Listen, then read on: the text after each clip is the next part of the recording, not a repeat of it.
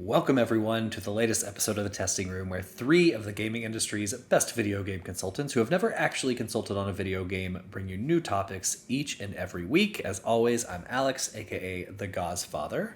I'm Christian, aka Sudowoodoo45. I'm Preston, aka Funkadelic Jedi. Yeah, and this week I'm joining you guys for what looks to be a possible cave or somebody holding me hostage. That is because I am in a hotel. Is that why we're whispering? Is there? Am I whispering? I'm not trying to whisper. It's just it's very echoey in the room. So I'm staying in an A-loft. Yeah. And if anybody knows anything about the A-loft, it is very bare bones and it's high ceilings. And if I talk too loud, it's just going to echo all over the place. So I'm trying to be kind of level. Is there writing on the blinds there? Yes, there's numbers. So you're staying inside the room of the Zodiac Killer. Mm-hmm. It's right on. Yep. Right on. Yep. I've looked at it and I thought like, oh, maybe it's pie or something. It's not. It's random. It's not. The weird thing, well, it is random and it's not random. So here's the weird thing. You can see this page break, right? Like you can see this line break in here. There's bunches of them. It's like every 1 foot there's a line break. You think the pattern would be mixed up? No. So like if I look right here and it's like 181 blah, blah, blah, blah, blah. Well, the line directly beside it is the exact same number. So it's a pattern. And the line directly beside it is the exact same number. It is a pattern, it's but it's not like... at least. But it's not a pattern where it would be like kind of mixed up where if you looked at it too long, you would see different things. Like, no, it's just the same all the way across. Do you see a sailboat if you cross your eyes? I don't. Is it one of those? I don't think so. It's not one of those. It's a schooner. That would be clever. If you stare at these things long enough, you're supposed to see some kind of hidden three-dimensional picture. Oh, yeah, look, it's a sailboat. You saw it too, damn it! That would be clever. It's not one of those. No. That was a clever way to try to get Alex to cross his eyes on the video podcast. Yeah. So, anyway, welcome everybody. Mm-hmm. Before we dive into our weeks, right? Yeah. I know I feel like I'm looking off because I'm looking at my camera, but my actual camera is here this week. Your angles. I can't put it like in front. I know. I was wondering why I was like looking up when the podcast started, and I was like, why am I? And I was like, oh right, because my Discord is on top of my vertical monitor. I was like, I need to put that down so I can look where I normally look. I know. I feel weird for those of you looking. This is not making good audio podcasting, but anyway, so YouTube.com/at the testing room. Before we dive into our weeks, because I have beat a game essentially and dabbled in a new game. When I say dabbled, I mean dabbled. But before we talk about that, let's take a trip over to Preston's comment corner and see what's going on over there. Yeah. So we got a couple comments and a list of games coming out. I did narrow that list down for everyone. So God first, bless. Yeah, thank you. You're welcome. So Emily P wrote in, I finally understand like versus light. The way so many video game genres seem to be named after a single iconic trendsetter is so funny to me. Imagine asking someone about a book they're reading and them going, yeah, it's pretty good, Lord of the Rings like. I agree. That's a fact. Video games are one of the only ones that do that after. What's funny is that I think, I don't know what it is, but it seems like there was a certain point, like probably up into the 90s, like late 80s, early 90s, where like... started to attach the games to the genres. Like all the genres that we were going to create, they were made, and they're like, no, unfortunately, we can't make more genres. Like, you can. So... Right, but they're saying no, we're not going to come up with new genres. What we're going to do is, like, what to the comment's point is, like, oh, well, we'll just say that this is a Souls-like now, like, to determine it's this a Mario-like. Genre. It's a platform where you jump and you go left to right. As opposed to just, like, actually coming up with a new genre and being like, hey, this is where this fits in. Like, they just do that instead. I listen to Jeff Gerstmann a lot, and he hates, like, Metroidvania, like, that genre, like the name of it. So he calls it search action. It's a search action game. You got action, you search around for shit. It's like that's what it is. So okay, you could make new genres and you could let them go, but most people aren't going to know what you're talking about. And then Metroidvania. I appreciate what Jeff is saying, but the problem is that Steam isn't going to use that as a tag in the store. No. It's going to use Metroidvania. But just crazy maybe, as a tag.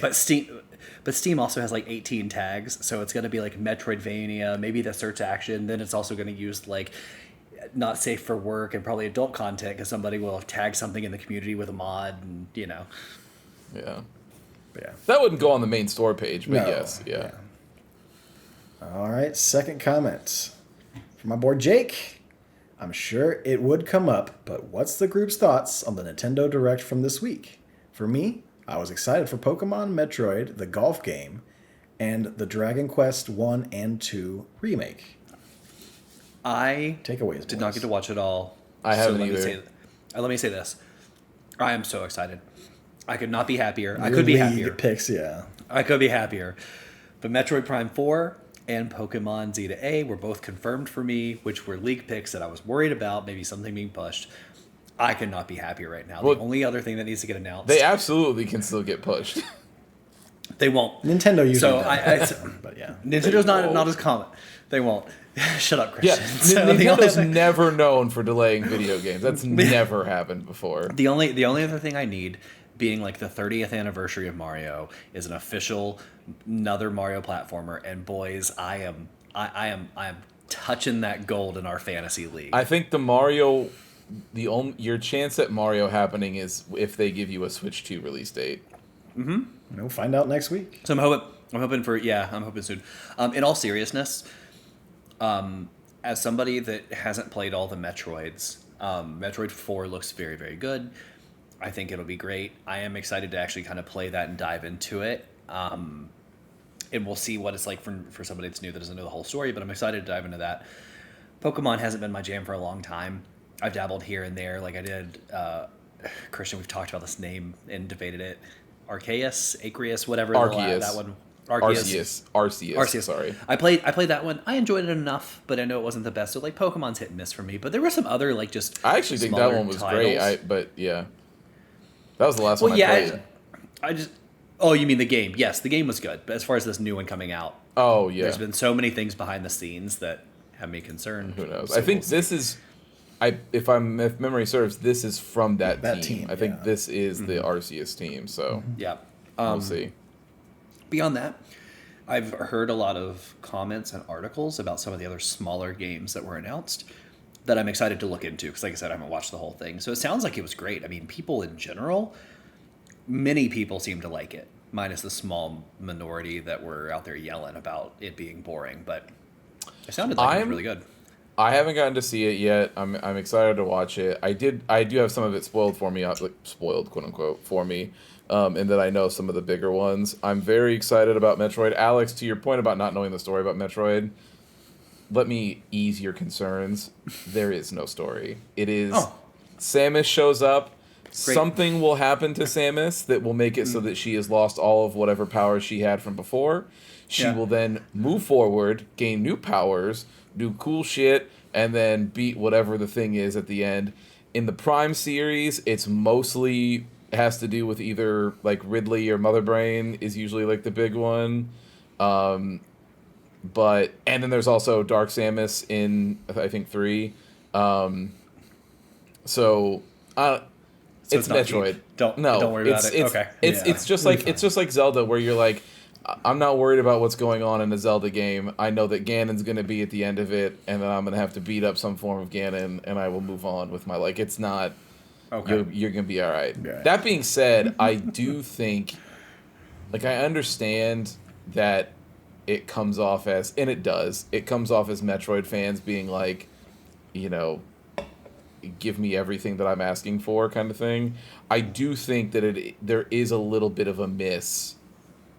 And they still have time, potentially, but it is a little bit of a miss not having Metroid Prime 2 or 3 available on the Switch already, for people to play through leading into 4. Is there no way to do that? Can you not even do it on their streaming service? Nope. No. Wow. They don't you have Metroid Prime 1 remastered, which is great. It's very good. And then 2 or 3, you know, you have to bust out your Wii. And they are really pushing for like, hey, go play Prime hacks, aren't they? Like they're really pushing you to go emulate this stuff. For a company that hates emulation, they really want you to do it. Look, I've said that I think that Nintendo makes a moral case against themselves all the time. And this is another example of that, right? It's tough because, like, your option, if you wanted to actually do it, right, is you have, and this is kind of something that will, like, that happened during my week, but your only option is to, like, if you wanted to do it legit and not, you know, delve into the internet, you have to go out, find a Wii. So that's already, like, you're looking at probably, what do you say, Preston? The last time you and I saw a full Wii that you could go buy, it was probably, what, $70, $80 still? Yeah. That we saw at the show? Yeah, right? So you're looking, so that's just the console, right? So there, I've got my Wii, and so I've got that now, and then I have to go and find a copy of Metroid Prime Trilogy, which is 1 through 3 on the Wii, and I can play through them that way. Your problem, though, is that people know that Metroid Prime 4 is coming now, and when I was in Minneapolis, I decided to check out a couple stores up there, and that game is going for $125, I guess. Yeah. Right around $90 to $110 ish. So they're depending charging on the you store. for 3 games, and all 3. Which is insane because there's been times where when Metroid Prime was in like canceled hell and nobody knew what was going on with it, there was trade show, like a show that Press and I went to, that I saw that game there for maybe $20. Yeah. 15 maybe. Yeah. And it has skyrocketed because people are trying to play through them all because Nintendo won't just release it. An option, yeah. And it's infuriating because and I understand that people are like, oh, Metroid fans, because, and this is something that Nintendo is the only people that can cultivate, which is groups of fans of their major IPs warring against each other on who deserves to have their franchise come forward. So it'll be like Metroid fans will be like, you guys should release Prime 2 and 3 before 4. Like this, it would be kind of cool for you to do that. And then F-Zero fans or Star Fox fans or whoever comes out of the woodwork and they're like, fuck you, man. You're complaining about nothing. And they're like yelling at you. And you're like, okay, yes, sure. Like, I get it. I know you want your game, but it doesn't change the fact that it'd be really cool if they did this for consumers and you're not going to do it for reasons that no one can understand just yet. But it is crazy. It is crazy that, like, somebody there, they must have really good people doing the numbers of, like, what would the development cost us? It might cost nothing, but, like, what would it cost us to host it? What would it cost us to redo it? Whatever we decide to do versus what we anticipate sales being. And even though they're going to turn a profit, because we all know they would, they must have some asinine threshold to be like, not, if it's not 28%. Which is crazy because I know even myself as a staunch, like, I would go blow the dust off my Switch and I would go buy Prime 2 and 3 immediately. Because I would be like, yeah, I want to have them. Also, the only other thing that I saw from that Direct that I do want to say is Nintendo being the first company to figure out a way to do digital DRM is so fucking annoying. Like, I watched, dude. I was like, that's insane. So you have a card. So for those that don't know, for sharing, like, most people just let you sign up as a family, and you can, like, share content. But for this, you can take your game data and save it to a physical card. No. And then you just have to take. No. It uploads itself to the cloud. So it's called like digital card. It's called a game card. It's the game library. They're making a fucking game library. Finally, is what they're doing. To where you can go click on, these are my purchased games, but they're calling it the digital cards, so that way you can lend it out to another Switch for up to 2 weeks, and then it goes all the way back into your system. But all this is to prepare for the Switch 2. And the games that will become digital games are the ones that will be compatible with the Switch 2 going forward, because you're going to switch them over to the Switch 2. When that game is lent to that other system, it is no longer playable on the system that lent it. Yeah. Right. 2 weeks of not playing the game.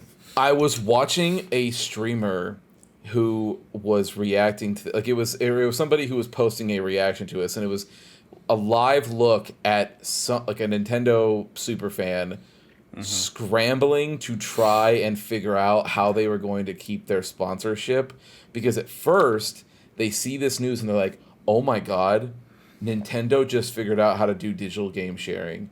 Oh my god, guys, we've done it. It's happening. And then as they describe how it works and how you wouldn't get to play it, and it's like this, it's basically digital DRM. He's like, and he's like looking around, like he's like doesn't know what to say because he knows he should be pissed off as somebody who's a consumer, but instead is like, oh, I mean, hey, look, man, I bet you it was kind of, they pivot. They're like, this is, we'll see how everything pans out with the Switch 2. And it's like, bro, fuck off. Like, just say that it's stupid and move on. Like, it's okay. Fucking Reggie Fils-Aimé is not going to come out of retirement to hurt you. It's going to be fine. Like, just move on and be like, hey, man, this is stupid. Like, if I would rather have nothing. I would rather you let me, for the Switch 2, like, whenever that's coming, I would rather you just let me put both Switches next to each other and fucking do what I had to do when I had got my old Switch to my Switch OLED and let them fucking go across and then download and then cool, I'm done, bye, thanks, and move the fuck on. But somebody's done the math again to figure out to say, we think we're going to have more people be willing to buy a game twice to not have to deal with this bullshit than them not buy the game at all.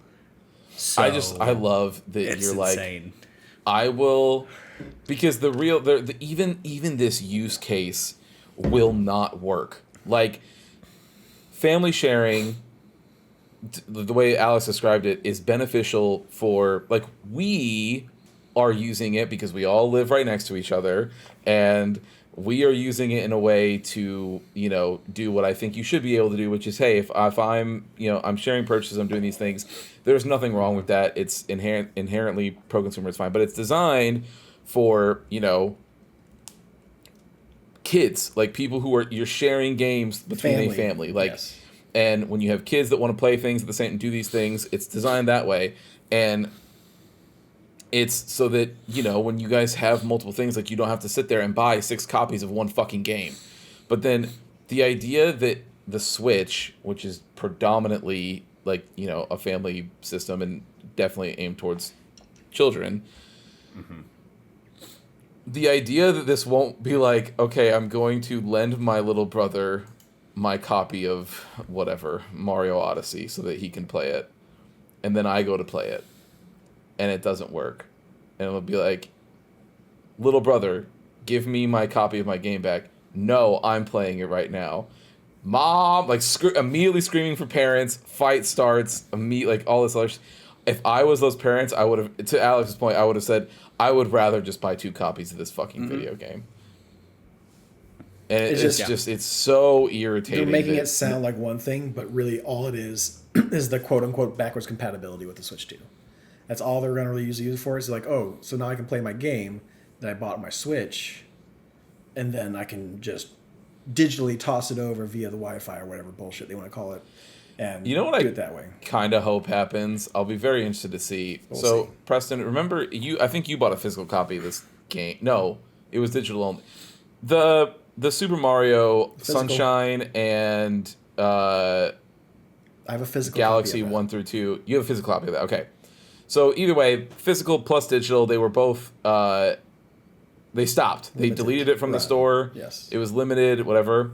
How funny would it be if that doesn't end up being one of the backwards compatible games for the Switch? Yeah. Too. You can't transfer that over for 2 weeks to a friend? Yeah. That'd be funny as hell. And you are just stuck with a Switch with a digital game on it that can't ever be downloaded. I'm not going to use it at all. But that's fine. But no, if, like, for some reason, like, you know, once this launches, let's say I want to play Metroid Prime Remastered. I should be able to go over to Christian's house. We, you know, go ass to ass with our Switches. And, you know, he transfers Metroid Prime Remastered to me. And I can play it for up to 2 weeks at my own house. And if I need to play it more, I go up to his house back and I re-up it, whatever you want to call it. And I could do it that way. That is like a slight benefit, a slight way you could do it that way. But also the wording, and this is not like, we'll find out when it happens, but up to 1 Switch device. Is that permanently that Switch device? Or is it I can lend it to one person, once I get my game back, I can now lend a game to someone else? Or is it just going to be that 1 Switch? Like, me and Christian can only share between our Switches and no more Switches after that. That I hope it's that too. That's what it's going to be. You know that's what it's going to be. Yeah. Whatever the dumbest option is, what it's going to be. That'd be incredible. As far as what I saw at the Direct, because I did watch the entire Direct, They did give us a lot more gameplay of Shadow Labyrinth, that odd Pac-Man spinoff, and that is coming in July 18th. Patapon is coming to the Switch. It's nice to see Patapon 1 and 2 going to a different device, rather than just... I want to say that they came out just normally for the PlayStation or 3 or 4, but I do know for a while though it was just on their. There was and then it was PSP and Vita, but they did have I think they did have a full console release. They try to move most of those maybe over. it was 4 actually. Gradius Origins looks fucking rad, because not only do we get like all the Gradius, and there's another one, I think it's like Chameleon or something Lizard or something like that, but it was like an offshoot of Gradius, but it was still like a Gradius type of game. And we get all those old ones, plus we get a brand new version of whatever that Lizard one that they made on that side. I feel bad, I don't know the name of it. But we're getting a brand new sequel to that game, which I think is fucking super cool. So wait, huh? So the people who made Gradius also made a second game. I can't remember what that Salamander, I think it's what it's called. Are you talking about Gex? No. So Gradius is one of those like one of those shooter games. You got a little ship and then you shoot across the screen. Yeah. So they made a second type of game like that. Let me see if I can find it. Oh, they made a second shmup. Yes, and that was like, I think it's called Salamander. I'm trying. All I heard you say was there was a Lizard game, and I was like, did they announce a sequel to fucking Gex? Of course, even online on Nintendo's shop, it doesn't. Oh, hang on, read more. Salamander, yes. So they made Salamander 1 and Salamander 2. And then they're making a brand new game called Salamander 3 to add to this collection, which I think is super fucking cool.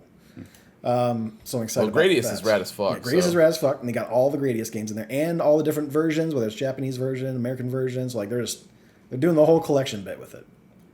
I am going to put a word into our chat. I want you guys to tell me how you think this is pronounced.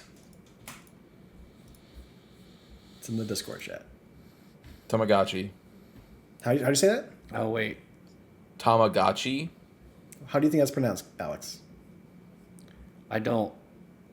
In the general chat? General chat. I don't see it. It's just general chat on our Discord. Yeah, I would say Tamagotchi. So I was watching this trailer, and I myself called this Tamagotchi. Those little like fucking things that you have. The entire time of that trailer, he says Tamagotchi. And it was fucking throwing me off. And I was like, have I been saying this wrong the entire fucking time?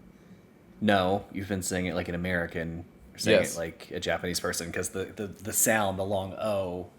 So if you say it slow, or if you take out the itchy part at the end, person didn't have an accent or anything like that. No. But that's, if you take off the end, the word is literally tamago, which is egg, right? So it that makes a lot more sense now. But yeah, so it is called Tamagotchi. Yeah. Okay.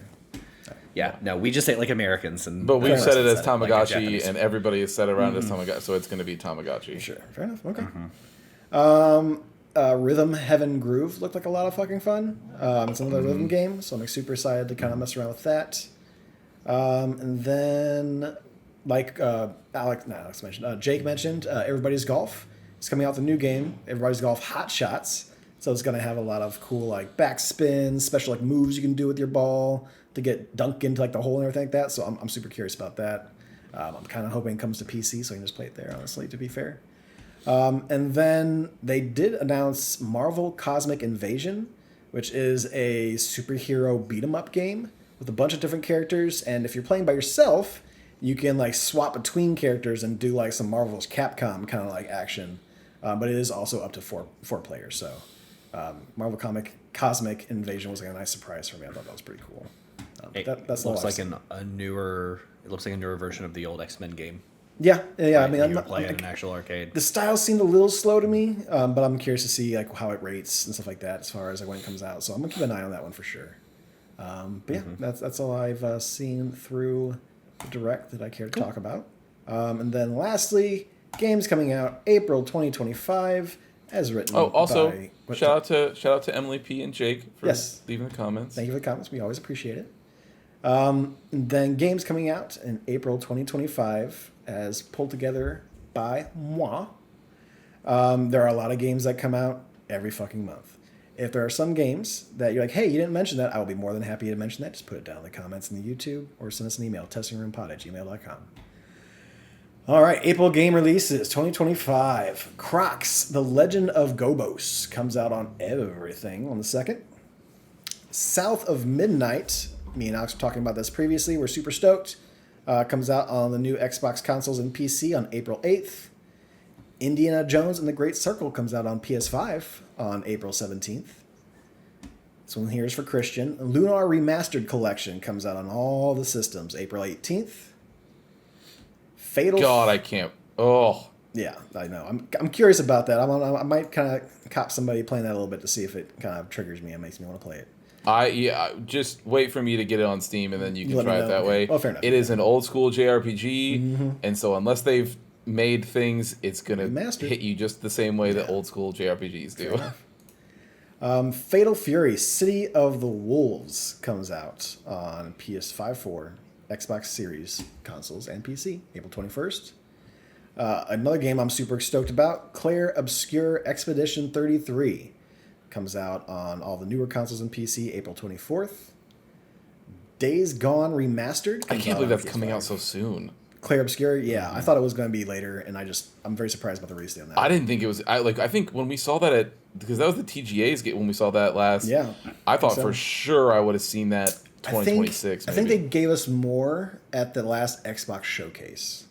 They I think we did. got They more of that did. there, so Yeah. they were showing pretty much a good chunk of it.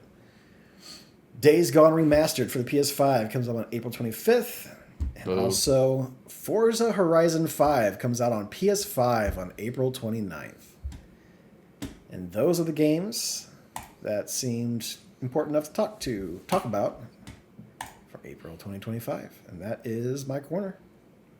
Cool. Am I getting to All weeks? right. Well, yeah. Let's get into it. I'll kick things off. I had a funny interaction this week. So I have beaten Monster Hunter Wilds. All the for the most achievements. part. Everything. I've done everything. I don't know how to and I jokingly said this. So Travis and I were out and about at a work thing, and there was somebody younger than us that was in the car when Travis made a comment about me beating Wilds, and they went, well, they're a streamer, by the way, and they're like, well, you don't really beat Wilds. They're like, you're Monster Hunter. They go, there's more after the credits, right? Did you just get credits? You're like, bitch, please. Oh god! Let me pull up my Steam to show you I how would many spin hours. around and be like, "Hey, do you own a 3DS? Did you play Monster Hunter Try? No, move the fuck on then. Don't fucking whatever." So I go, no, I know. And they're like, well, what Monster Hunter rank are you? Or I'm like, 3U is what okay. I meant, but It's not how I don't you know beat why it. we're Yeah. I don't know why we're comparing dicks here, but I was like, I don't know. I was like, I'm like 176 or something. I looked at I'm 172. I was like, I don't know, like 176 or something. I was like, but I've not only platinumed the game, right? But I've also made, and this is just so you guys know, like this is what I was gonna say when I've pretty much beat the game. I've made every weapon, every level 9 or level 8 weapon I can make for my character. I've made every gear set. I've made every Palico gear set. I've made the special weapon for the greatsword, which is the big icy spear tuna, because it's hilarious. I'm never going to use it. I just want it. I've got the glam that I want. I set up a second glam that was a Space Marine because Christian sent that to me, and why would I not? And I even made a heavy bow gun for him because hilarious. I even got all the large crowns and small crowns for all the available monsters. I've now gotten all the large crowns for fish. Most people don't even know you could do that. I've caught all the endemic life, including the 3 special ones, which is like the big spiral jellyfish, the prism bug, and the little like fluffy bird that's a pain in the ass to get. There's literally nothing for me to do in this game boxes are other than check go marks. out and kill monsters. Right? Yeah, and have fun. Yeah. Like there's that's nothing. Yeah. There's nothing for me. I've interacted in ways most people don't even know you're going to interact with this game, right?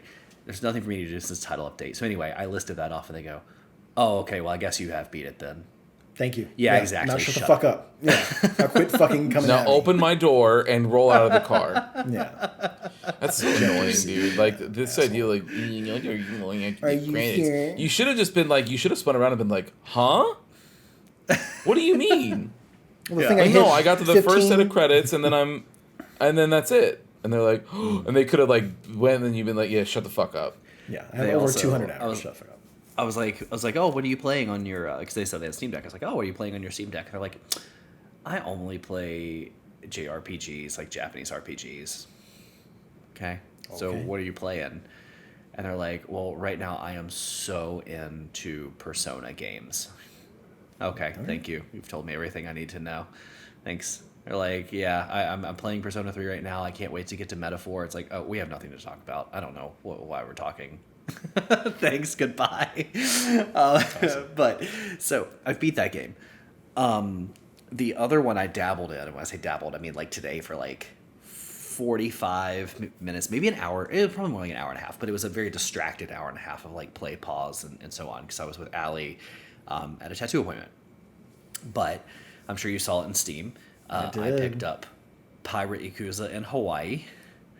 And His goofy ass face was popping up there as soon as I popped it on. He's like, I'm like, oh god, somebody's getting into it. I was gonna change the artwork, 'cause like I told you, I've changed artwork on Yeah. all my Steam stuff. There is no different artwork. It's just different versions of Majima that. doing that face. Yeah. But, And you know what? That's good. That's fine. Yeah, it's great. So Perfect. So for long time Yakuza people, and I'm not going to call myself a long time Yakuza person because I'm not, but I've gone back and played other games. I've played a lot of games since I got into it a handful of years ago. It's really fun to see this change in Majima's character. So like for those that know him from the old days, and I've kind of seen this, like this one kicks off, and it doesn't really spoil anything because I think it's in the trailer too. You're on the beach, you don't really know how you got there. The first thing you do is you meet a kid, and like Majima's like all into this kid who's got a tiger. He's like, yo man, like what's up? What's going on? He's like telling you what's happening around town. He's like, oh, kid's like, watch out, there's some bullies over here. And Majima's like, I got you. Like legitimately, he's like, I got you. Let me go handle this. And he comes back and you meet the kid's dad. And he's like, your kid's dope as hell, man. He's like, I'm more than happy to step in. And like, that's just not, for a long time, that wasn't a Majima character. It was like wild, like I am the best, like Yakuza person on the planet. I mean, it it was the mad dog of so like Yeah. he was a crazy dude who would be like fucking all crazy eyed at Kiryu being like and like licking his knife and stabbing people. Yeah, he's Right. crazy.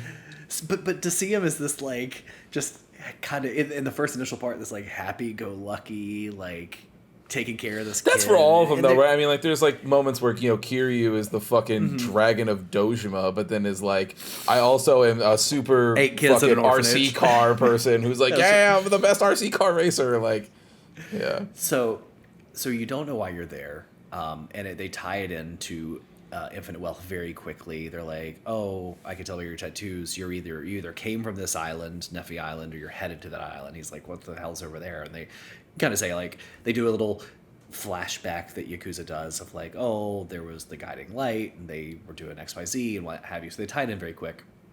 But dude, I knew I was gonna love this game immediately because, like every game, the style is there. But I'm running around and they're doing the tutorial fighting because it's not turn-based; it's action, like you know these other games were. And so the first thing I do, I walk up to somebody, I have a knife, and I'm fighting these guys that think they're pirates. So they're like dressed up as pirates. People like just make fun of them because they look like idiots. And the first thing I do is I like do a 3-piece combo of like XXX. I'm just like pop, pop, pop, and hit this dude, and he literally goes, "Ow, shit!" Like when you hit him on the third time, he like holds his face. He's like, "Ouch, shit, that hurt." And I'm like, "That's really funny." Like that's just so much style and detail. And then I hopped in the water, was swimming around, grabbing some stuff out of the water, like you could do in Infinite Wealth too.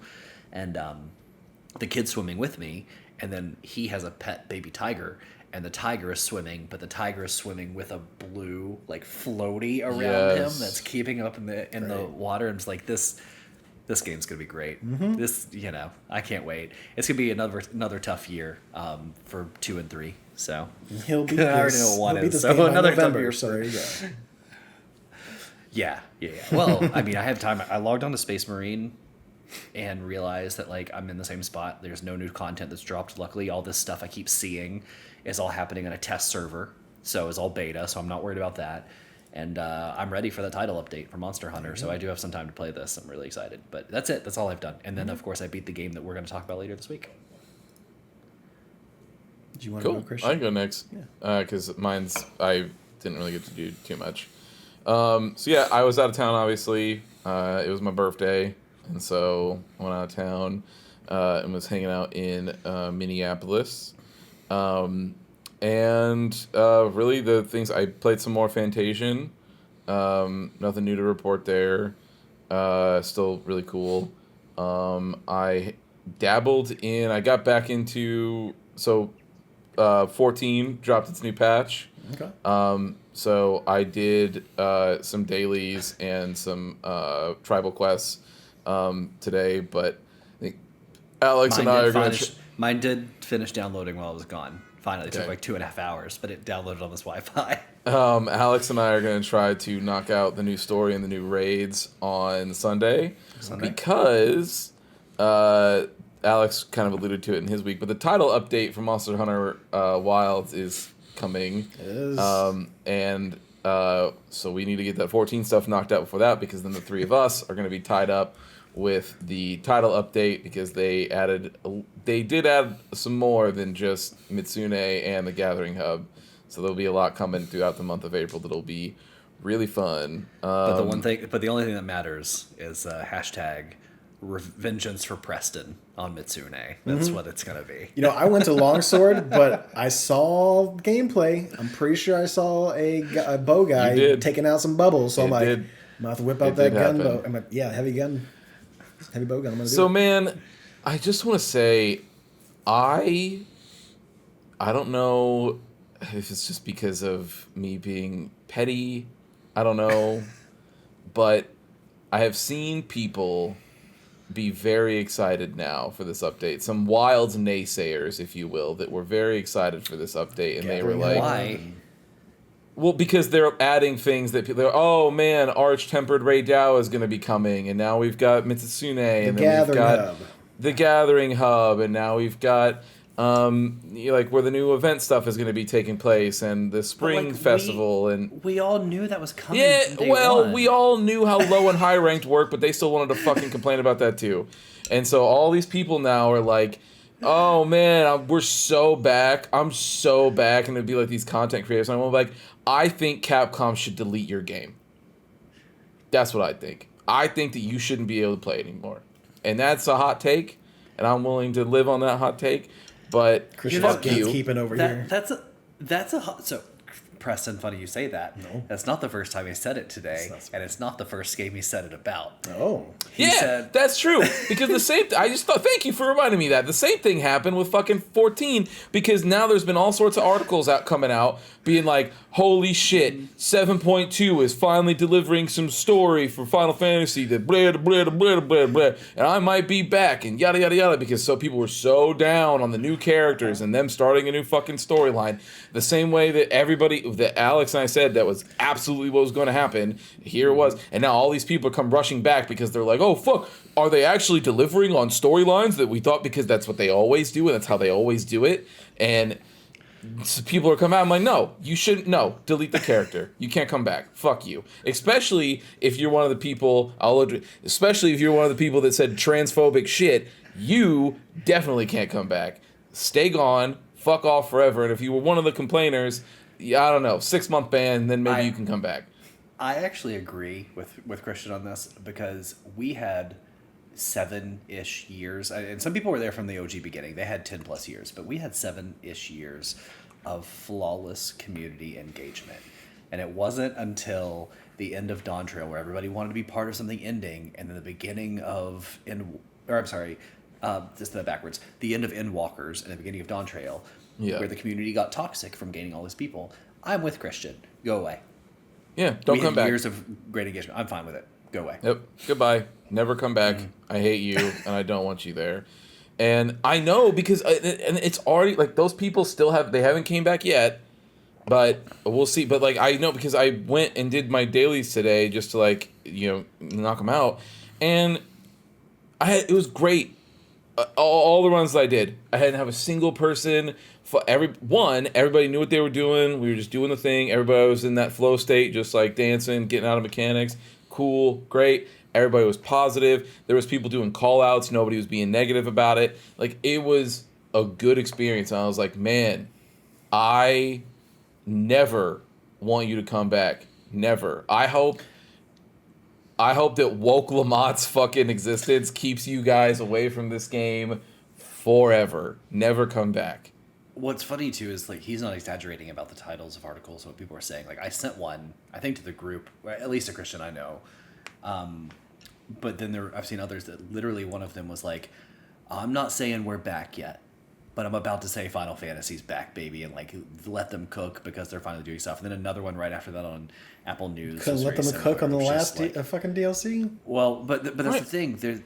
It's they don't feel that way because it was the beginning of a new story, and they came in at the end of a story where everything crescendoed, and they're like, nothing's happening. But same thing on a second one was like 7.2 with this new exploration area and zone. Like this team, even though they're not there where they were with Endwalker, is proving that they're still the best in the game. Just like of course, but nothing's changed. Like, I think honestly, man, I think we've talked about this before.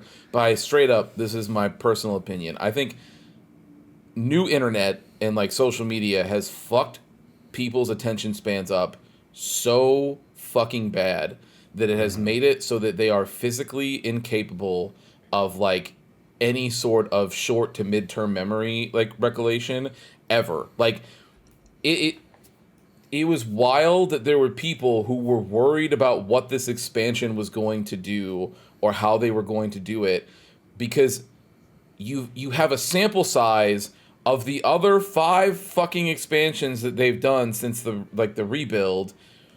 Like I'm counting A Realm Reborn in there, like where that's what they do. They put out a main chunk of a story, and then they do 3 patches of story to wrap up all of the different things that they had introduced in that expansion. And then the final 2 patches are what lead into the next expansion. And then we get the next expansion. And then that rolls and rolls and rolls all the way up until we get to where they finally end that fucking arc, like what happened with Endwalker. But people act like, it straight up feels like people act like Endwalker happened in a vacuum. And then they're just like, Endwalker was this perfect game that launched and it came out of nowhere. They just did that. And it's like, well, no, dude. Like, you people weren't there for the fucking 185 patch quests from A Realm Reborn. And the same thing, like, and then leading into that, finally, when you are working through some of the most boring, monotonous bullshit, and then you get to the lead into Heavensward, and you're like, oh shit, I think something's happening. And then fucking Heavenwards pops off with dropping a child from the top of a church, and everyone's like, what the fuck is going on? And then and it's the same thing with Monster Hunter Wilds. Everyone acted like Monster Hunter Wilds is the first Monster Hunter game to come out since 4U. Like, and even then, there has never been a Monster Hunter game outside of the first one, like any online era connected monster. Even actually no, because since the DS, every single Monster Hunter has had the same thing. They would release the game, you would play through it, and then before they would actually be shittier, they would release a second game called the Ultimate version, and that would have G rank in it, and so you'd have to go buy a second game, play through that one, then to get to the new shit, and then be able to do it. God bless, since the World era, where at least they were like, yo, we can at least just like add this as a fucking an expansion that you can download, and you don't have to play through another 100 hours of a fucking video game. Mm-hmm. But so they do it like that now, but it's been the same since since after 2, it's been the same fucking thing. Like, they release a Monster Hunter game, then G-Rank comes out. That is the complete version of that game, and then that leads into whatever the next month. Like, it's the same, but everyone's acted like, oh man, I don't know, it's just Monster Hunter Wilds is just low and high rank, I don't know, I had more fun with Iceborne. Yeah, I bet you did. A game that had 4 years to sit in the oven, idiot. Like, it's just... And do you remember, by the time Iceborne... Well, when we went back recently to play, they give you all of the event quests at one time. They're just like, here they are, right? The game's done, to have it.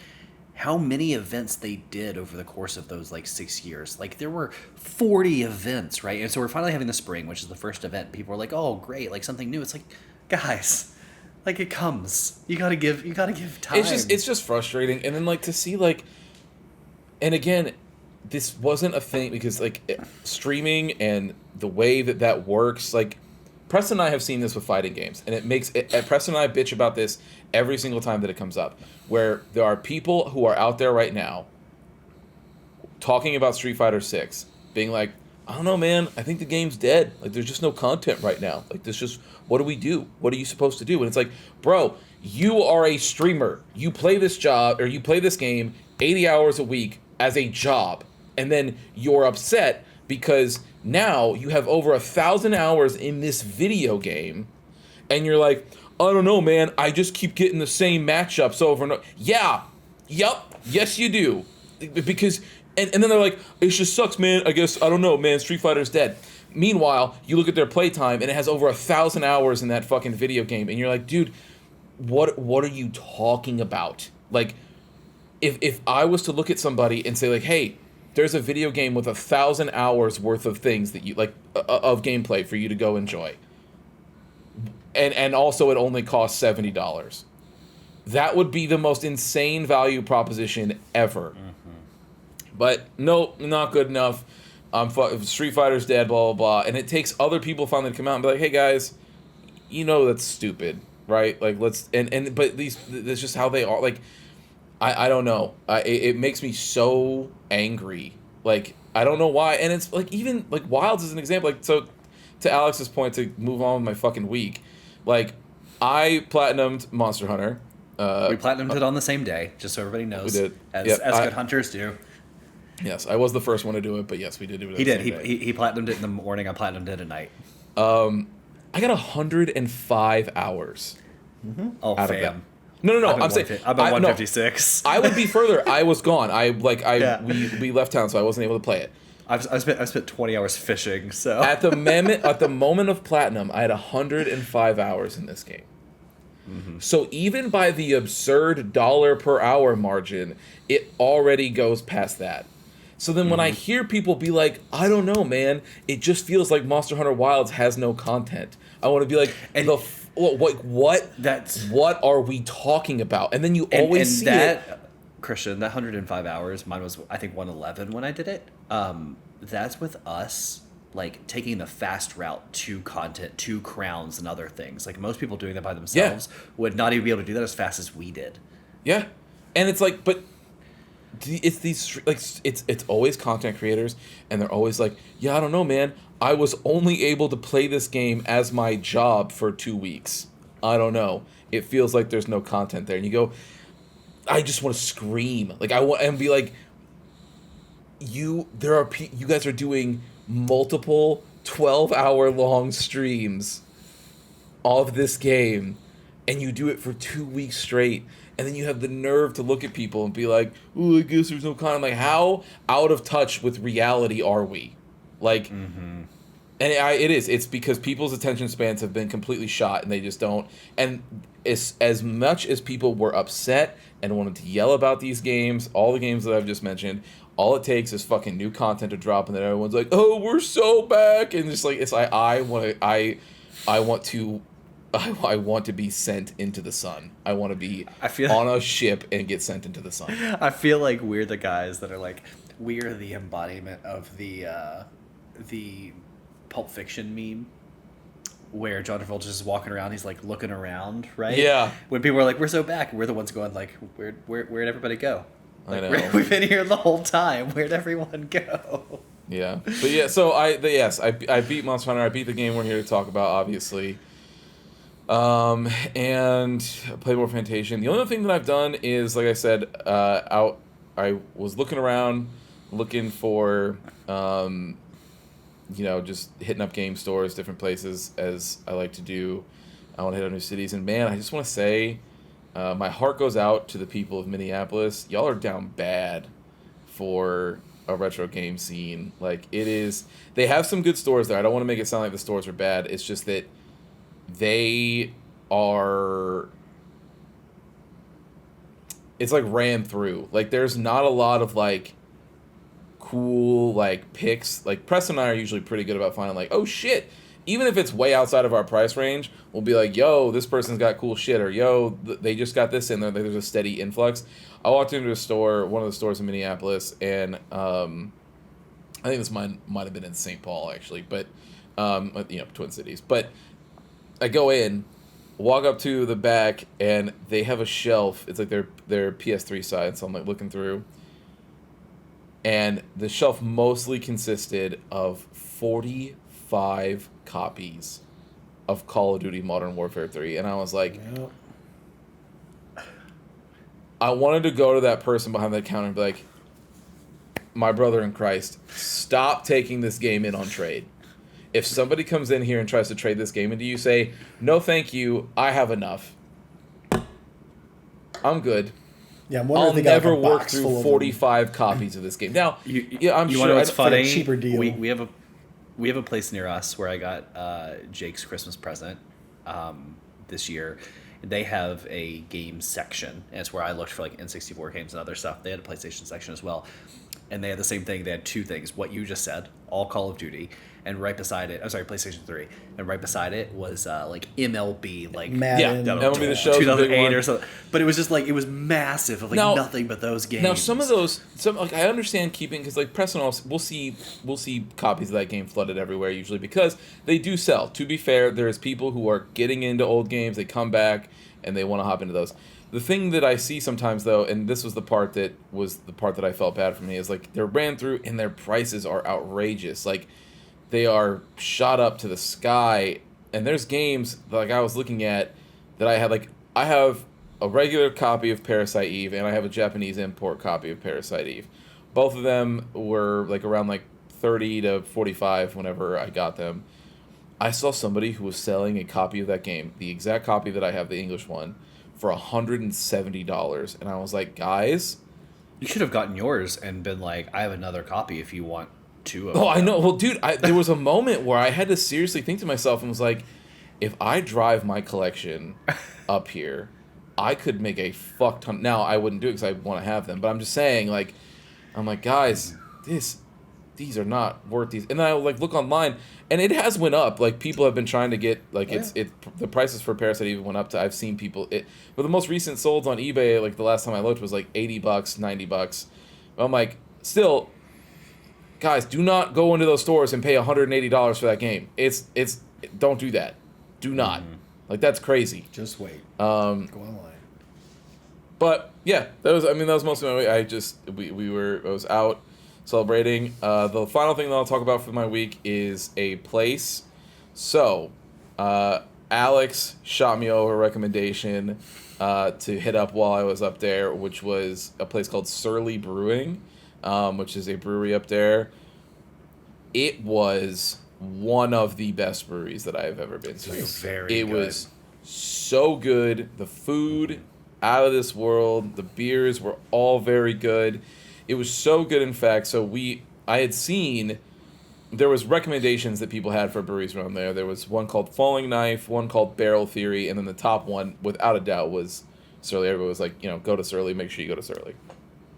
And I was like, okay, cool. I know Alex talked about that one, so we're going to check that one out.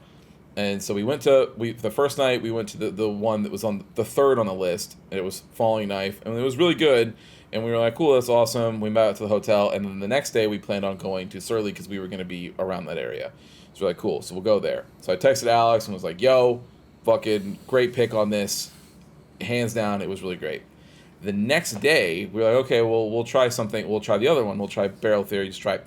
We literally were in Barrel Theory for 10 minutes, and we were like, maybe we should just go back to Surly. Like, maybe I think this was actually a better time. Like, we should just go. That's how good it was. It was so good that we were just like, yeah, we'll just go back there instead. And we went and did the same thing and went there again. So it was very, very good. Good. I'm glad you liked it. Yeah. And I think that was really it for my week, man. Okay. Cool. Outside of the rant. Yeah. Yeah. What you got, Preston? All right. So on the Star Wars Sunday streams, we did start up the Old Republic, the MMO. I did not pay for the subscription, but I have paid for the subscription before in the past, so therefore I get preferred status. So instead of like only being able to do 4 characters per account, I can do like 8. Instead of, there's certain limits that free-to-play players get that preferred gets a little bit more as long as you've paid for at least 1 month and any history of your account. And that's not really like that preferred if you just have to pay for 1 month ever in the history of this. No, it's like it's a free to play game. Give them money of some sort, and if you give them the subscription for the 1 month, you will also get access to all the DLC. Period. Like you don't stop getting access to the DLC. It's just you get it for at least going through a month. And there's all sorts of cosmetics and stuff you can get through there. I checked in and I still had a bunch of what they call cartel coins, which is a currency for the online market. And I had a bunch of that right there for me. So oh shit, I don't know if I just got that, if I paid for it, back in the day or what, but it still was, all that currency was there. My old character's there. He was looking very cool.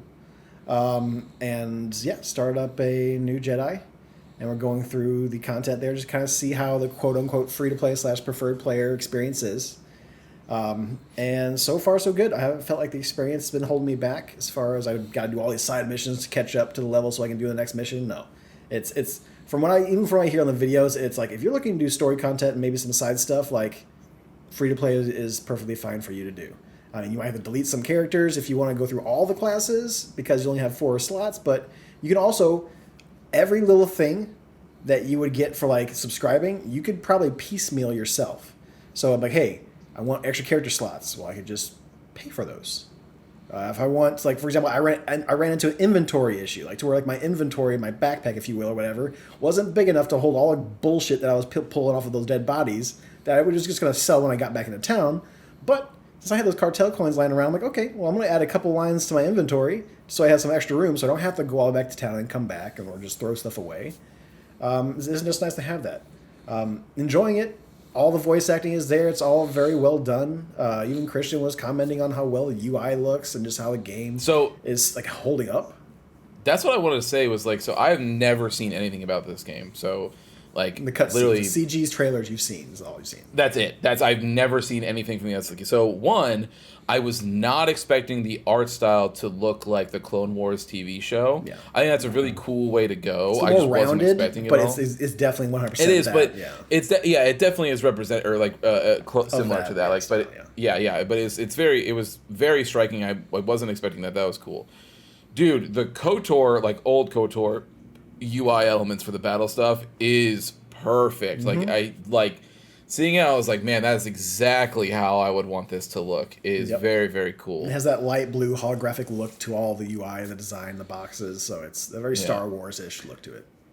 When I moved to Florida, the comic book shop I started going to, I was trying to get rid of shit, and I was getting rid of statues. And for the Old Republic, I had the collector's edition that came with the big statue and stuff.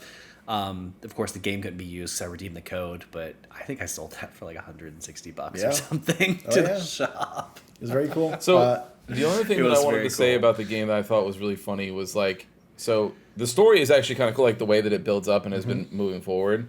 There's this moment right as we were getting ready to leave as Preston, we were heading out of town as Preston was finishing up the stream, but it was very funny. There was a moment where this character is telling you about the giant pilgrimage that you have to go on, and he's you have to do this, that, and he's and then you follow the 1,000 steps up to the thing, and it's well, if you think, 1,000 steps isn't it's not that bad. That much work. A pilgrimage, 1,000 steps, okay. Yeah, I was I don't know if we can call this a pilgrimage. It's 1,000. People do that in their office every day off their Apple Watch. Video game pilgrimage is what it is. But it's also funny. The Twi'leks, that was their little tribal thing, and they're essentially from out of town, and they have this little section over here from pilgrimage, and all the Padawan Jedis are out there, but I'll go on the pilgrimage. You light a couple fires, you talk to some lady on a tower, and she gives you a little special crystal or something like that you can use later on. But I thought it was very, very cool. all my stuff there from being a founder is there still for me, so I got my pre-order black and yellow crystal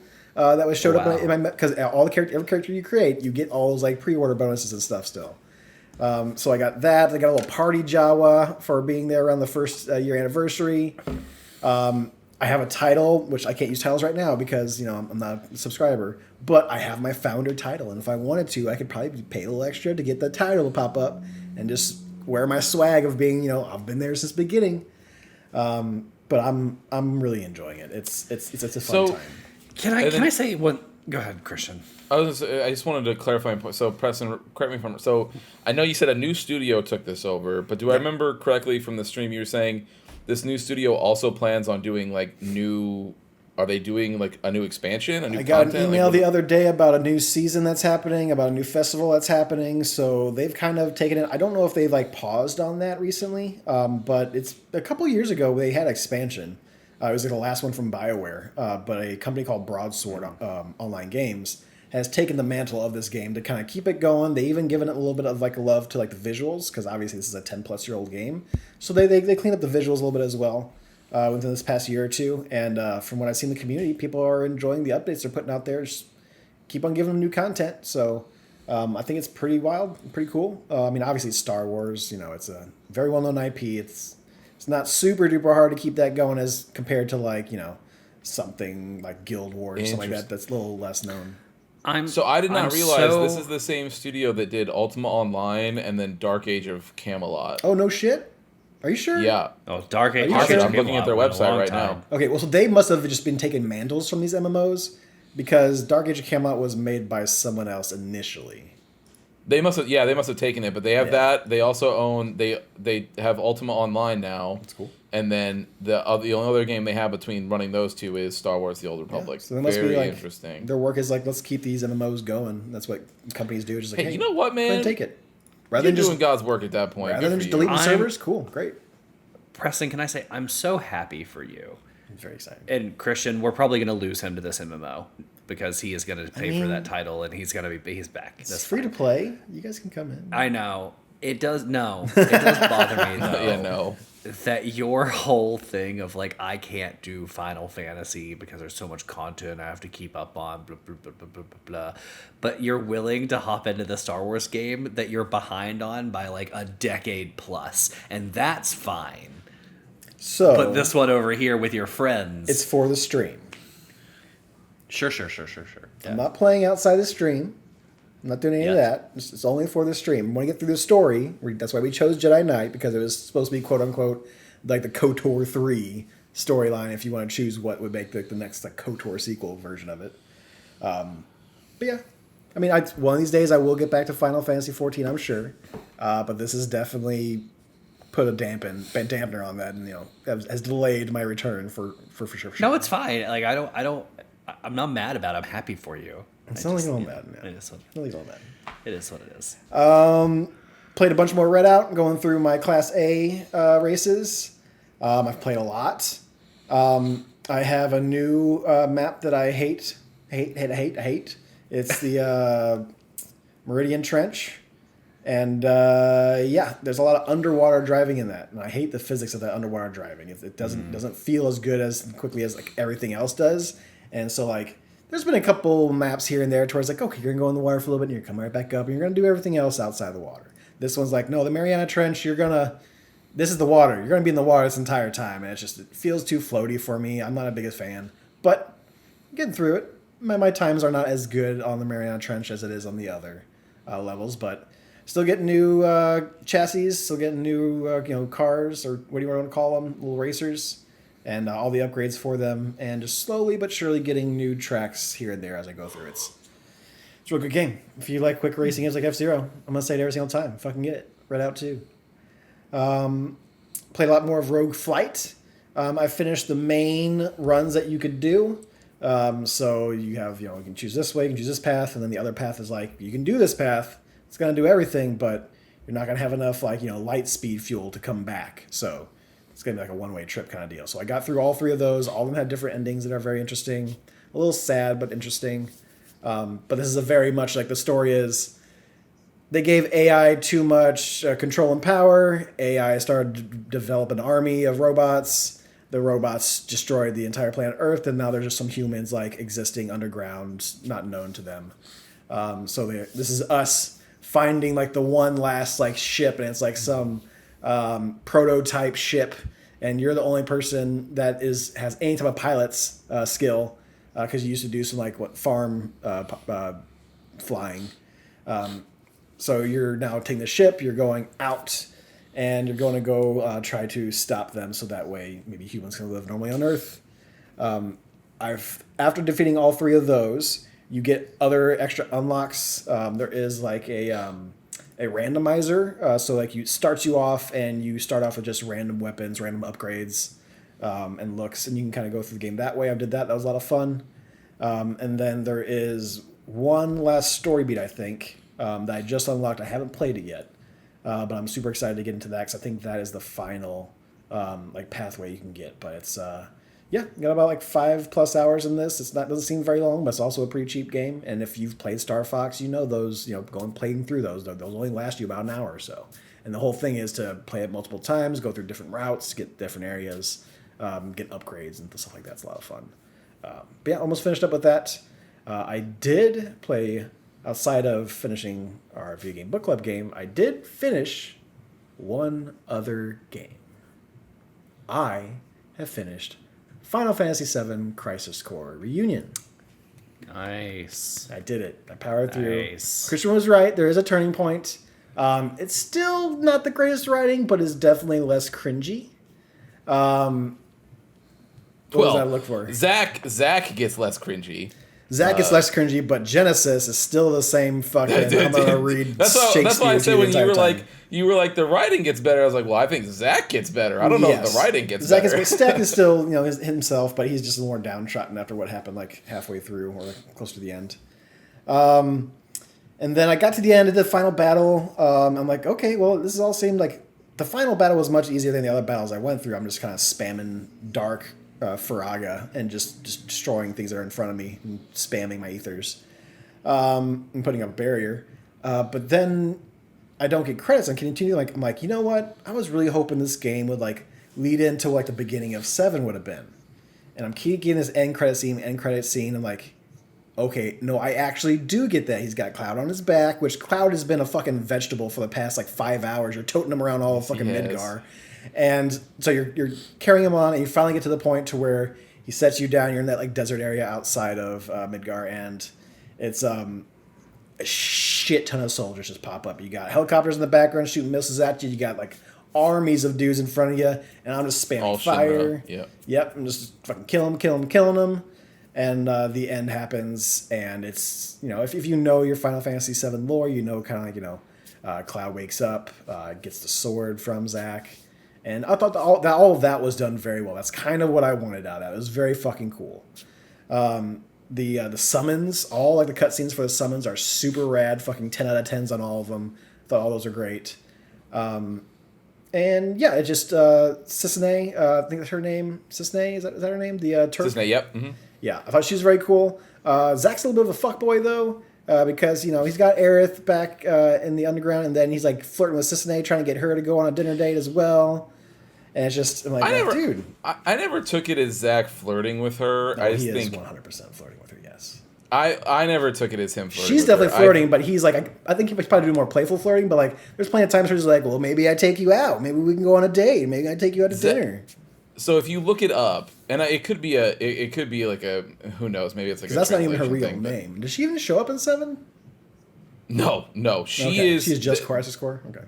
Yeah, because you got to remember, man, like 7 was made before Nomura decided that he wanted to do all of this extended universe ass shit.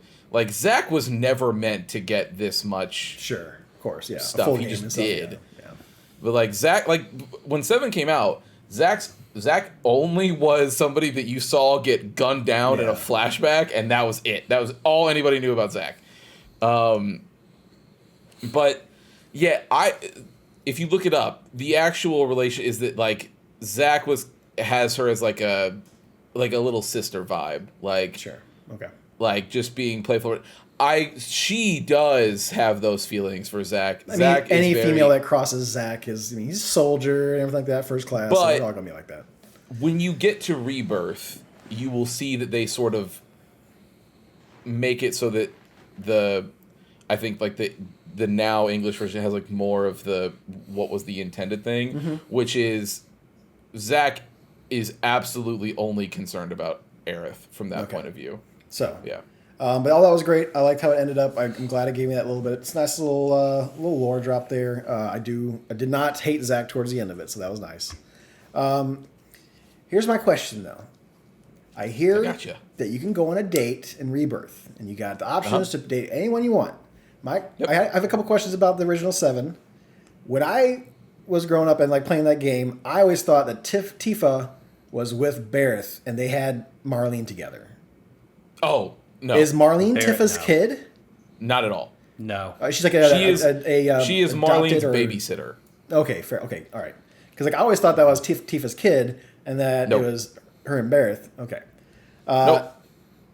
And then Final Fantasy VII always has this thing to where it's like, will they or won't they with Tifa or Aerith, as far as Cloud's concerned, right? It's like Correct. he meets Aerith. There's kind of a flirty thing going on there. Definitely Tifa's more of like the girl from back home kind of deal. Yep. So, I mean, in your guys' eyes, like, should Tifa and Aerith be dating? Because, like, I mean, Zack and Cloud didn't know each other that well, but like they were definitely buddies right there at the end. And it's like, so here's what. Should he be dating Aerith if that's like his homie's like? So here's the thing. Girlfriend? In my opinion, with Cloud, It's Tifa Tifa. is one true love. Yeah, that's what I thought. you It's said, the back childhood home love, and yeah. So- that's my Yeah, But that's what I felt. that is true. Here's the thing though. Is Everyone it's has their not own that, versions. It's not that Cloud and Zack, knew each other well or didn't know each other that well. It's that Cloud. I hate that I know this much. Cloud puts Zack's personality him, and yeah. memories like inside his brain due to the Mako poison and the life stream, Yeah. all that crazy dumb shit, right? So Cloud's attraction to Aerith and everything like Is that based off of him being is quote, unquote, manufactured Okay. in a way. The problem is that Aerith also knows that Zack is in there, and so she also is like, I'm also attracted to Cloud for reasons because of because it's that. part So of it's Zack like inside him. Yeah. right. So that's why people believe like, oh, Cloud's a different person now, so he should be able to do whatever. Me personally, I think Alex and I would probably be on the exact same page. Fuck all that shit. Cloud should be with Tifa. Yeah. That's what would have happened. 'Cause he's the gonna whole come reason back Cloud and- wanted to go off to be a soldier in the first place was Impress to her. impress Tifa. That is, and then he got all nervous because he wasn't, and he was a dork little guard, and he wanted to hide from Tifa because he was like, no, I can't let my That was girlfriend kinda see me. fun. That is exactly how he. That is no. I am not a Cloud Aerith supporter. Yeah. I think that that's ridiculous. And Rebirth really doesn't want you to do that for reasons that you'll see when you play that game. So, but you can go on dates with Tifa, you can go on dates with Aerith, you can go on date with Barrett, you can do it with Red 13, you can do it with whoever. So it's actually a date going with Red 13. Yeah, it's like a golden saucer thing, isn't it? yeah, it's a golden saucer thing. You have Now, to pick one of your with, teammates. Yeah. With it's That's basically bringing up whoever you're questions. because they have a relationship system in that game that you can go do side quests and then it's like, oh, you've increased this person's fucking likeness of whatever. Yuffie's But even an option, which is weird. she is. All of them are very quick. Like I think out of all of them, Barrett's is the funniest. Where Barrett's like, Sure. "Well, this is fucking awkward." Like that's like Yeah, that kind of yeah. thing. Like, "Yo, but thanks for taking me out, brother." Like it's like a really It's a weird bro thing. date. Yeah. But Red gives like some interesting lore behind him. I also fucking hate what they did with that character though in Rebirth, so whatever, take my thing for a grain of salt there. But and then Yuffie is obviously weird because it's not Child. like it's well more than just being a child, it's that Yuffie also knows that, and Yuffie's like, this is fucking like, but so there's that. Oh, really? She's weird. That's funny. I think. Well, actually, let me double check. 'Cause I think. Hold on. Yes. So that one's weird. That being said, the real like picks are either the ones that get the most screen time is either Tifa or Aerith, and I think the correct choice I believe is Tifa. I agree. Tifa. Just kind of seeing how everyone sat with that. So okay. Yeah, I defeated it. I put it on the shelf, put it right Nice. back on the deck, and then just said I'm gonna do it. Just gonna do it. Just powered through it. I got through it. I got the lore dumps I wanted, and now I'm gonna go Congratulations. into Integrate. So I'm gonna play some of that, and then You ready for that Dirge of Cerberus, son? Oh yeah, is that the next on my list I need to play? No, it's not the next on your list. All the villains, like, so Yuffie deals with Deep Ground, And he who has is that the main cool bad Vincent guys guy in from there, right? Huh? It has that cool guy Vincent, is that his name? Vincent is in Dirge of Cerberus, yes. Vincent doesn't really have Not much to do Intergrade? with Intergrade. Okay. No, he's in Rebirth, but Deep Ground is the main villains of Dirge of Cerberus, and they are a bunch of fucking jobber dorks. And those are also the main villains in I don't want to get off on a tangent here because I don't care. But I feel like that's a weird choice, isn't it? To like with Intergrade bring in two characters that you know from the other game, but then bring in like characters from a spin-off that not as many people played, and that's weird. So here's the thing: integrate it into the new lore, Alex. That's why it's called integrate. Got him. No, so here's that's this is actually what it. So you're not even too far off. What actually is happening is the whole, and I said this during my rant of Rebirth, and it is maintained true, and it will continue to be true. The reason they're doing these remakes is because they know that Original 7 and then the Extended Universe stuff is the most disjointed, dumb thing. Yeah, afterthought. And so this is them fixing that and saying, no, it will all be here from the beginning. So no longer, Alex, to your point of, do I have to worry about not knowing Deep Ground and not knowing who Weiss is and not knowing who Nero is and not knowing who all this other dumb shit, like these fucking dork jobbers. Like I don't have to worry about not knowing that because they're going to be introduced in Intergrade. So now when they come in the third part and because now Vincent's we're here, everything, and Kate, like all of this stuff, everything's happening now. Now, when I bring those characters back and I make them as part of this thing, no one will be able to be like, well, these guys seem to come out of nowhere, because it'll all be part of it. Same thing with all of the Advent Children shit that's been happening. No one will be able to say now that none of this shit, all this shit comes out of nowhere. Same thing with all the Zack stuff. Even though I personally, like, I fucked with Crisis Core from back in the day. I dig what it adds.